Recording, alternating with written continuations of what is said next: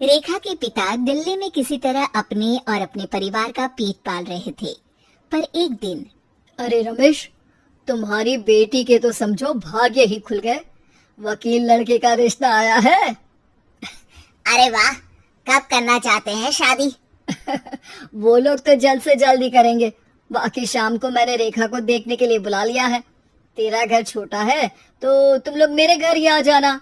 राकेश और उसकी बीवी सारी तैयारी के साथ रोहित और रेखा की शादी कर देते हैं। लेकिन अगले ही दिन, देखो रेखा, शादी भले ही हो गई है, लेकिन तुम ये मत सोचना कि मैं किसी जोरू के गुलाम टाइप रहूंगा। रेखा को रोहित की बात अजीब लगती है। मैं ये तो सोच भी नहीं सकती और ना ही चाहती हूँ, लेकिन शादी के अगले ही दिन इस तरह की बात की उम्मीद भी नहीं थी। रोहित रेखा के मुंह से ये बात सुनकर गुस्सा हो जाता है। अरे, काफी जबान भी चला लेती हो। माँ ने सिखाया नहीं कि पति से कैसे बात करते हैं? रेखा अब चुप रहने में ही भलाई समझती है। रेखा, जल्दी से नाश्ता तैयार कर लो। आज पहला दिन है, सारे काम तुम्हें समझा दूंगी। ये नौकरानी है जो तुम्हें बता देगी कि कैसे कैसे क्या करना है। फिर इसकी कल से छुट्टी है। रेखा भी ससुराल में जी जान लगाकर काम करने लगती है। खाली समय मिलता तो पति की वकालत की किताब उठाकर पढ़ने लगती। ये क्या, जब देखो तब पढ़ती रहती है। अच्छा सुन, कल पिता के घर से 20,000 रुपए लेकर आना। मेरे छोटे बेटे की फीस भरनी है। लेकिन पापा क्यों भरेंगे उसकी फीस? अरे वाह जी वाह, पापा क्यों भरेंगे?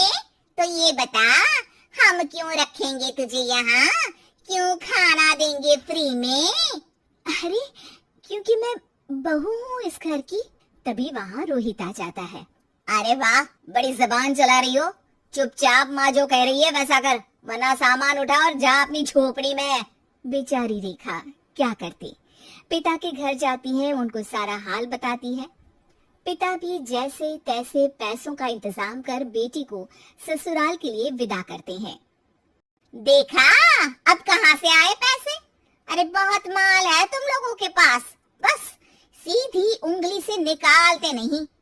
नहीं नहीं माँ, पापा ने अपनी मोटरसाइकिल बेचकर पैसों का इंतजाम किया है। पता नहीं अब वो ऑफिस कैसे जाएंगे। अरे वाह भाई, ये भी हम सोचे। खैर, जैसे तैसे दिन बीतते हैं। रेखा जहाँ एक प्यारे से बेटी की माँ बनती है, तो वहीं उसका वकालत की किताब में ज्ञान और गहराता जाता है। हे भगवान, बुरे फंसे। ये केस तो लगता है कि मैं हार ही जाऊंगा। देखिए, मैंने आपकी इस केस की फाइल पढ़ी थी। इस केस को जीतना बहुत ही आसान है। वाह भाई वाह, यहाँ वकालत की डिग्री लेकर भी मैं समझ नहीं पा रहा हूँ, और तुमने रोटी बनाते बनाते ही केस समझ लिया। अरे जाओ जाओ, जाकर मुन्ने को संभालो। केस मैं संभालूंगा। ए लड़की सुन, जाकर अपने बाप के यहाँ से 3 लाख लेकर आ। पूरा घर फिर से बनाना है। छोटे की शादी करूंगी तो छोटी बहू को कहाँ रखूंगी?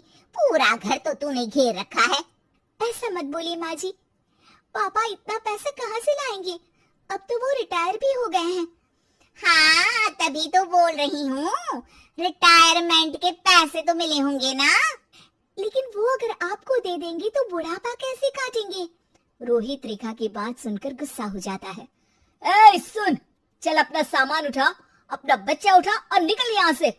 रेखा के लाख आग्रह के बाद भी रोहित और उसकी सास उसे घर में नहीं रखते।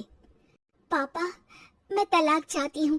बेटा, मेरे पास वकील के पैसे नहीं है। पापा, आप मुझे वकालत करवा दीजिए, अपना केस मैं खुद लड़ूंगी।